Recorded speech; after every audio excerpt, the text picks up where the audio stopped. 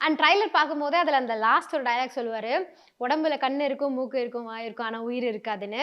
அப்ப சுத்தி வந்து எல்லாரும் அந்த மாஸ்க் போட்டு நின்னுட்டு இருப்பாங்க. அது ஒரு ஃபைட் சீக்வென்ஸ் தான் ரைட்? ஸோ அந்த மாதிரி ஒரு ஹியூஜ் மாஸ் நீங்க அதாவது அத்தன பீப்பிள் வச்சு நீங்க ஸ்டன் பண்ணும்போது, அது எவ்ளோ டிஃபிகல்ட்டா இருக்கும் உங்களுக்கு? இல்ல நாங்க ஒரு ஸ்டென்ட் கோஆர்டினேட்டருக்கு இதெல்லாம் வந்து எங்களுக்கு நாங்க நெறைய பேர வச்சு 10 பேர வச்சு எடுப்போம். 2 பேர் சோலோ ஃபைட்னா 2 பேர வச்சு எடுப்போம். 100 பேர வச்சுப்போம். ஒரு எத்தன பேர் வேணா நாங்க எங்களுக்கு அளவே கிடையாது ஆக்ஷனுக்கு.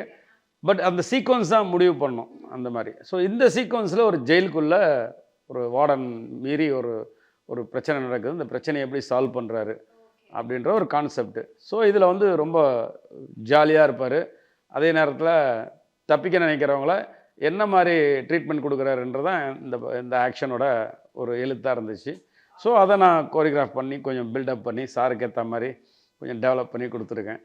இது பெரிய சந்தோஷமா எல்லாரும் என்ஜாய் பண்ற ஒரு ஆக்ஷனா எல்லாம் பார்ப்பாங்க ரசிகர்கள்.